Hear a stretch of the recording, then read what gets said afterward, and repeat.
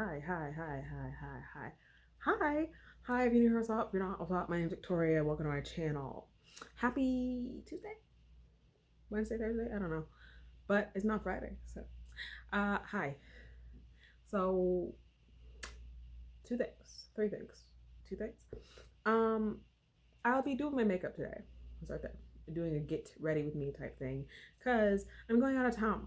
So you'll see me in this exact same straight out NWA shirt. I was gonna say straight out Compton.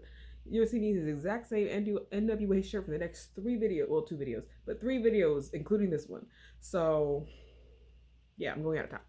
But hi, you don't know me and you want to get to know me, you should subscribe to my channel. I have the goal of hitting 1,000 subscribers by the end of this year. So if you want to help me hit that goal, bitch, if you want to help me hit that goal, hit that subscribe button right now and share this video with three people because they need to know what's up. They need to know what's good. Um, I have decided that I would like to do a story time book retelling thing. I don't know what the series is going to be called, but I've read like 3 books in 2 days, which is a lot for me because a bitch is busy. It's been a hilarious journey. So we're going to do that. Last thing, I'll be testing out this pocket palette we got from Sephora. When my sister came, I miss her dearly. When my sister came, we went to Sephora. We went to Sephora. She bought me this pocket palette and it's so cute. I don't know how to do the little camera thingy. I'm bad at it, but it's so cute. So I thought, let's give that a shot. Let's talk about this book that I read. It was called, damn, I forgot the title already. Hold on. It's like Eternal Love, All 50 States, Illinois is the one that I read. So let me explain. Me and my friends for a very long time do or have done, and like when we have time, we still do it. We were doing book club. And by book club, I mean we would do a group reading, like at that present moment, doing a group reading of some fan fiction, of anything really. Or one of us would read a book and then tell the whole group about it.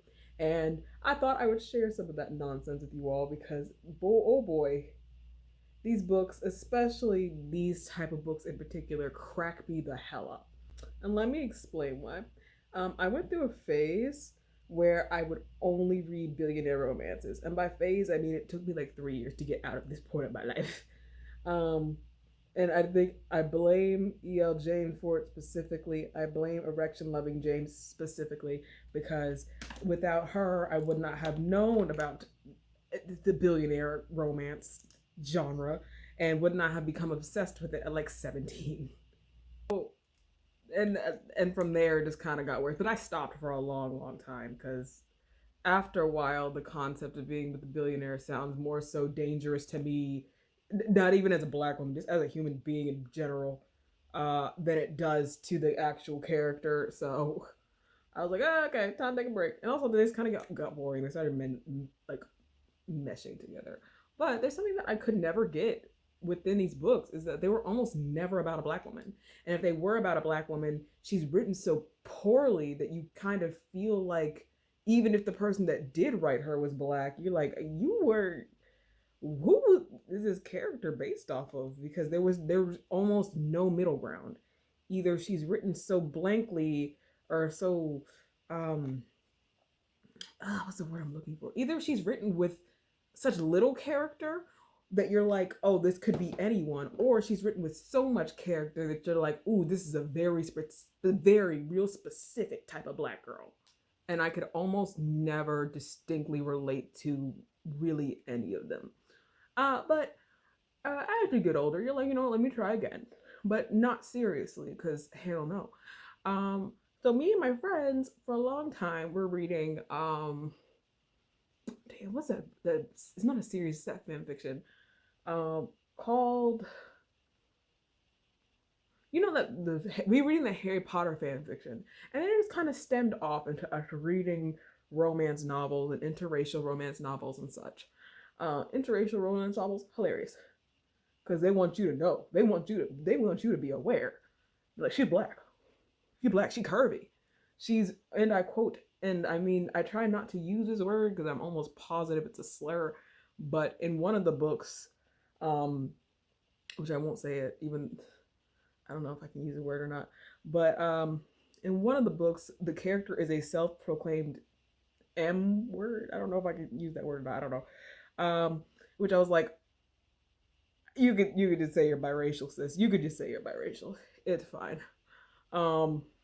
Like being mixed is you're just black and white, boo. It's fine. To the story. So I read His Eternal Love, something other, 50 States, Illinois. And reason being is it was in my, I can't remember if it was my Amazon saves. I had a bunch of books saved to read with my friends. There's one about a racist white man and several billionaire romances. There's Lord, the opportunities for entertainment are just endless. But I read this particular book in literally 24 hours. I bought the book and I read it like that because it was, first of all, short. It was short as hell, but also I just could not stop reading it. I was cracking up the whole time. So we have our main character whose name is, well, we're introduced to her as Lacey. Lacey is at a hotel. She's at the bar and she's drinking a drink and she's staring at this super apparently fine Japanese man. And he's staring at her and she's like, oh, he must be staring at the women behind me because I did not come to this hotel that is clearly a 5-star hotel dressed properly like a grown ass woman. No, I did not. I came in a dirty ass t-shirt and jeans with my hair undone because I ain't got no type of sense. And she's like, oh no, he must be checking for somebody else. So she turns around to see if there's somebody else. You check for him. Nope, he's checking for somebody else. He must be checking for me. And then turns around, lo and behold, he's sitting next to her and he's like, hey, how you doing?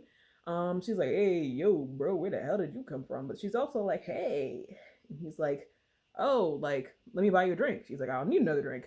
I really can't. And then she has this thing as a character where she keeps spilling her guts literally every chance she gets. And she keeps having flashbacks to her dad being like, you're too friendly, basically.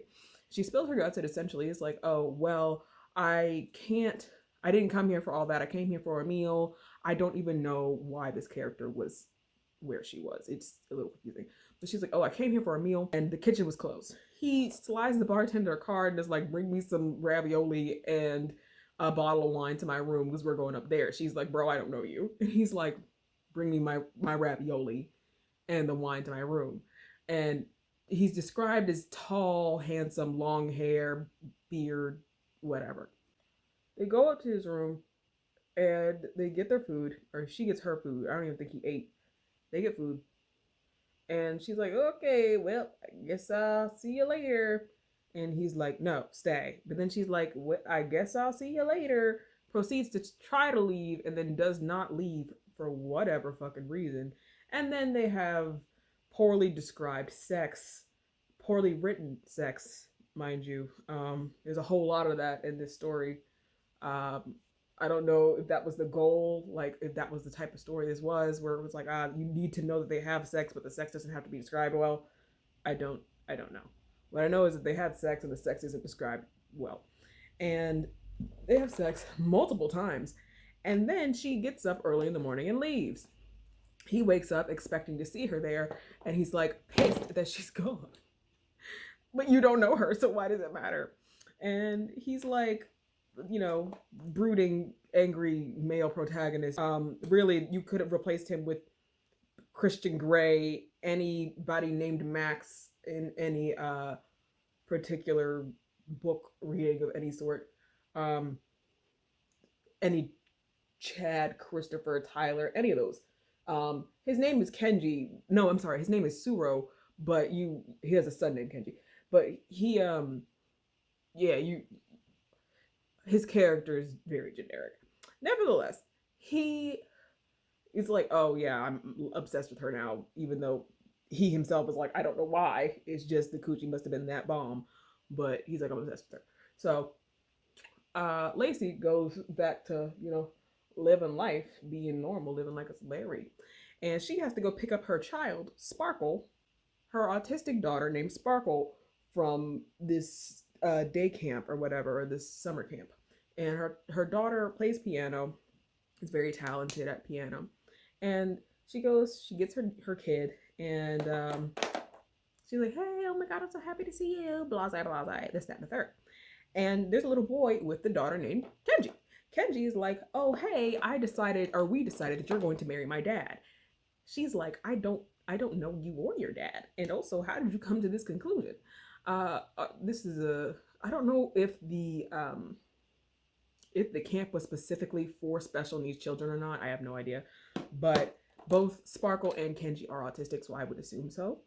And the Kenji's like, yeah, no, you're gonna marry my dad. And she jokingly asks, what if your dad is gay? There's a whole conversation that happens, but like, what if your dad is gay? He goes up to his dad, who was also at the camp, and is like, Dad, are you gay? And he's like, no. Fast forward, he sees her at the camp. They have lunch together. After they have lunch together, he's like, come back and have dinner with me. She's like, no, but like, yes. She says yes to like get him off of her. He's like, come have dinner with me. She's like, fine. And then sends a note or something via the hotel and is like, hey, I'm not coming to eat dinner with this dude. And the hotel is like, damn, you really just giving us work to do, huh? Because this motherfucker here don't play, but whatever. So yeah, she's like, I don't want to have dinner with you, so we're not gonna have dinner. And then she leaves. She goes basically AWOL for a while, and he gets angry and is like, why the hell would she stand me up? Fast forward several months later, somebody has paid Sparkle's tuition to go to the same camp. And she's immediately like, hey, we're kind of like, well, she didn't say this. She's like, we're kind of like on the run. So who the hell paid my kid's tuition? And the people are like, yeah, we can't really let you know who paid your kid's tuition.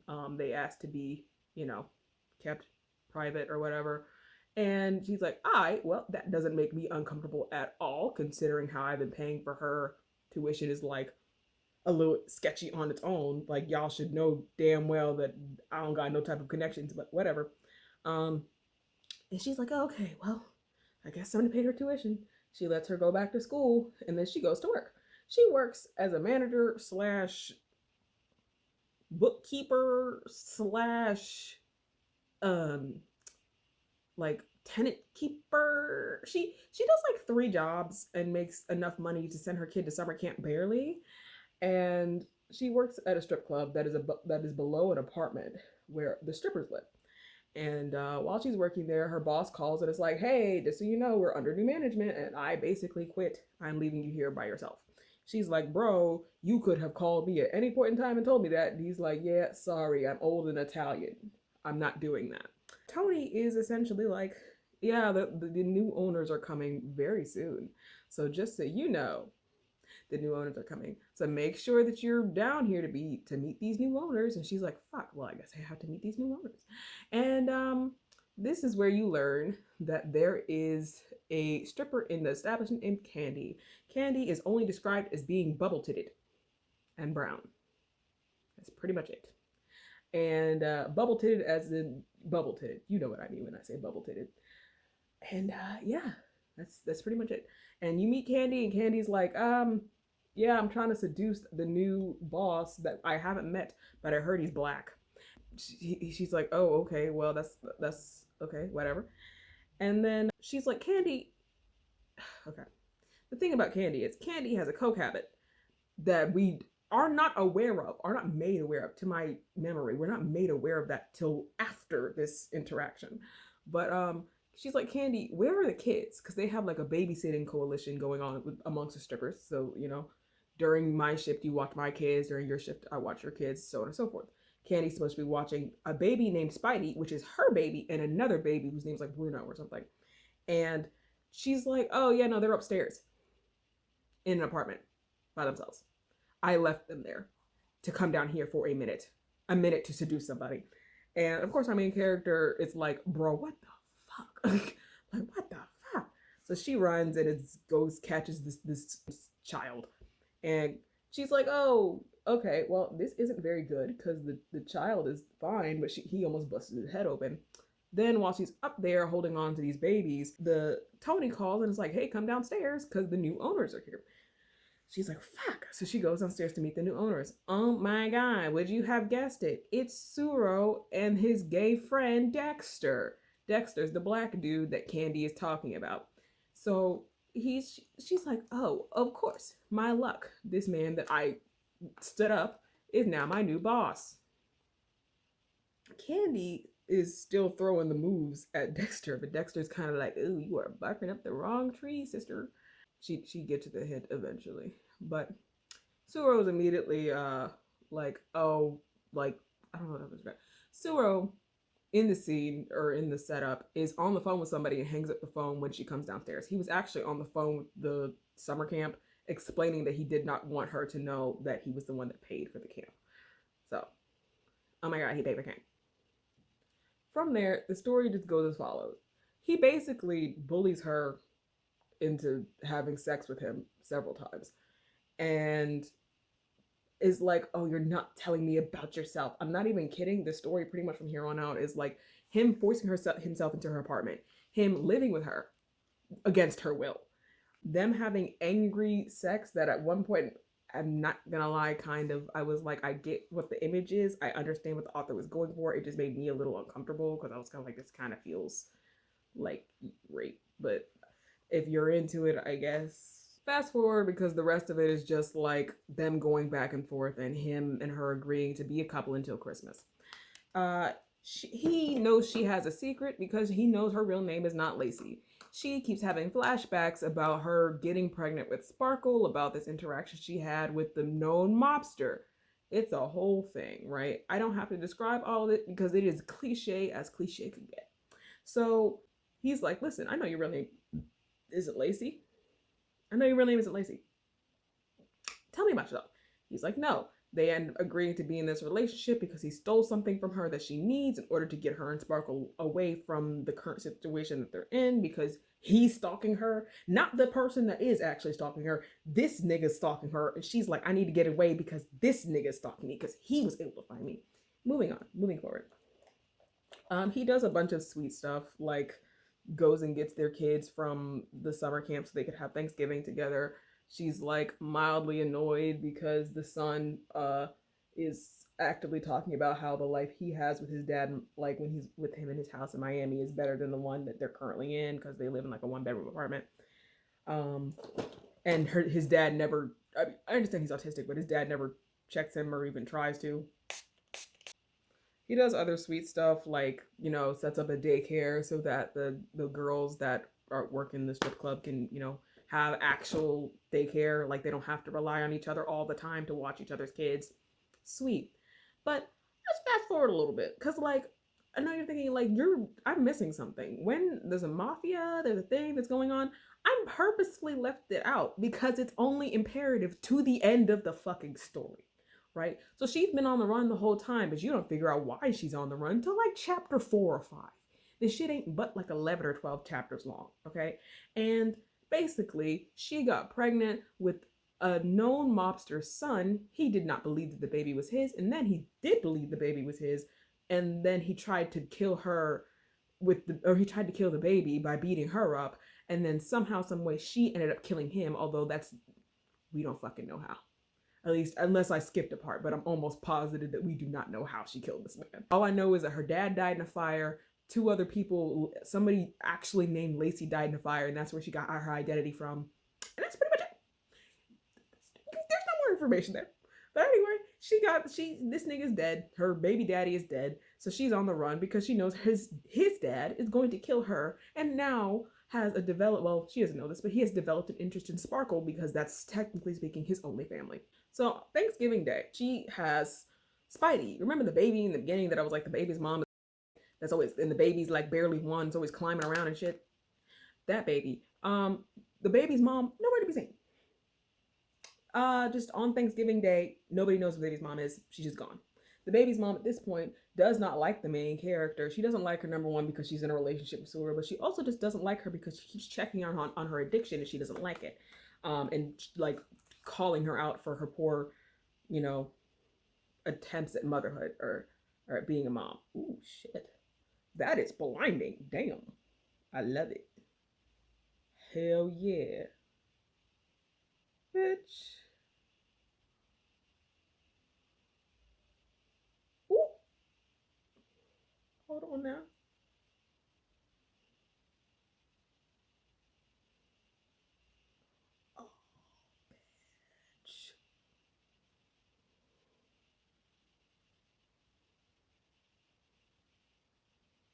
shit. Listen, I'm gonna have to send this clip specifically to Janique, my sister.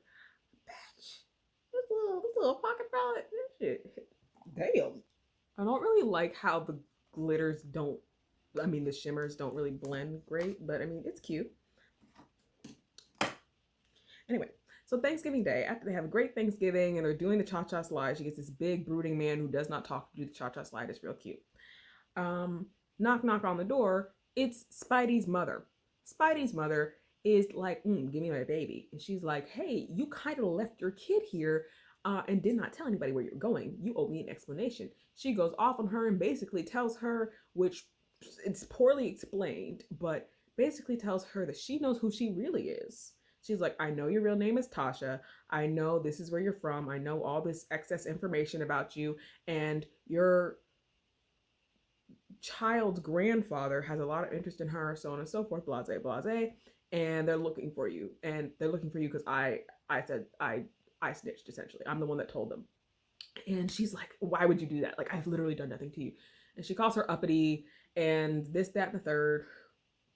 You know how these books go. Jealousy is a bitch. So she's immediately like, fuck, great, just fucking great.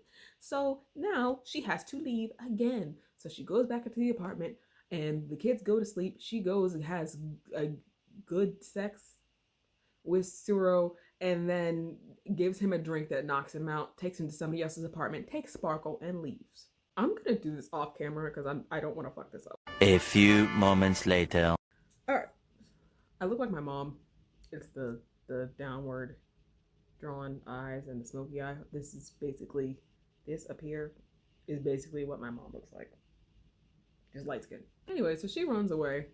Suro, who has been looking into finding out who she is this whole time, calls Dexter, and Dexter's like, hey, I figured out why she won't tell you about herself, and has something to do with the case that you need to take. Suro, although I did not say this earlier, because this is my first time doing this and I don't know what I'm doing. This is confusing looking. Suro is he's an assassin. Just go with it. He's an assassin. He's also fucking rich. Anyway, Suro, being an assassin, is offered a case by the Gonzalez family. The Gonzalez family is, you know, the ones that apparently she killed their kid. Apparently, I don't know. Still not quite sure how the fuck that happened. But anyway, she killed their kid. So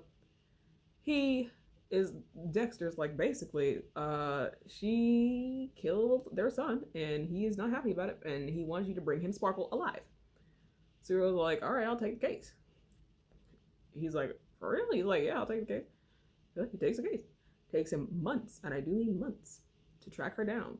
I know this looks crazy. Bear with me. It takes her months to track, well, not even months. It takes her a month or something like that to get established somewhere else with her new name and everything. But he had been tracking her the whole time. He had been stalking her. Because this motherfucker's weird, and we just let him be weird, but whatever. Part of me hates it, part of me loves it. I'm still gonna lip line it. Anyway, he stalks her, tracks her down. Within this time, she finds out she's pregnant because she had unprotected sex with this man twice. Which, I mean, it can happen the first time or the second time, but I just feel like y'all was doing a good job of wrapping it up. What the fuck changed? Nevertheless, she's pregnant. And he doesn't know that at first, but he knows it now. So he's stalking her, finds her at her new job. She's working as a waitress. Her daughter's not talking to her because she's really upset because her and Kenji were supposed to be best friends forever at this camp and they're supposed to write an opera together. And she's like, you know, you keep moving around and you did something bad. I know you did something bad, but you won't tell me you did something bad because you think I'm not old enough, but I'm 12, Mom. Tell me what you did. And she's like, you're not old enough and you will never be old enough. But when you're a big girl, you know, we'll figure it out. She's working at a diner now. Suro basically demands her presence at this diner and is like, hey, just so you know, I'm a hitman and I was sent out to kill you. And you're going to meet me at this address at this time. And yeah, it is what it is. And she's like, oh, okay. Like, she calls her kid and is like, hey, just so you know, I might not come home tonight. Just you have to be selfish and you have to live for yourself. So all the information and this is what you need, blase, blase, this, that, and the third. And she's like, Mom, you're scaring me. And she's like, I know. I don't mean to, but I know. Yeah. So she goes to meet him at this hotel at this place and time. They have sex. She tells him, I'm sorry, they have sex. She tells him that she is pregnant. She's at least 2 months pregnant, which the math ain't mathin', but okay. And, or maybe the math is mathin', I don't know. At some point, all the events of the book became a blur. He's like, she's like, basically, give me 6 months to at least have your kid before you kill me. And he's like, I never intended to kill you. His plan is to kill the Gonzalez man, the person that's hunting her, and anybody that would have the means to hunt him in return. So he essentially is like, I'm gonna live with you. You're gonna marry me, basically. But he has to go do this business first. He sends some Russian man to go get Sparkle. Her and Sparkle live with this Russian man for up till Christmas, so they live with him for like a month while he goes and commits mass murder on his own. And then she thinks he's not coming back because it's like been a month and I haven't seen him, you know what I mean, type thing. And then he comes back on Christmas Day, holding a gun, looking tired. And what I imagined in my head when she described him like coming out of the snow ether or whatever, my brain was like, he probably looks like Slender Man. Like my brain, I'm like, he probably looks like a ghost or something. He hugs her and is like, oh, I couldn't go Christmas shopping. And she's like, it's okay, you're the best Christmas gift. My ass was like, it's okay, you couldn't go Christmas shopping. Tomorrow's another day. Everything will be half off. Boxing Day, bitch. Like, that was my thought. Because I'm like, hell no. You left me waiting for a month?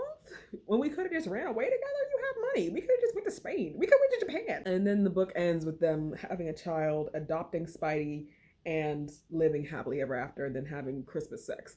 The Christmas sex is not described. It's just alluded to. But that was that book. And I'm so sorry that I described it poorly. I'm not the best at this, but I want to do this at least like 2 or 3 times a month. That would bring me so much joy because I read it, My Billionaire Boss, I read this book, and then I'm reading the book about this person's brother, about Suro's brother. And then I have another book that I'm supposed to read about a girl that falls in love with a man that flies a rebel flag.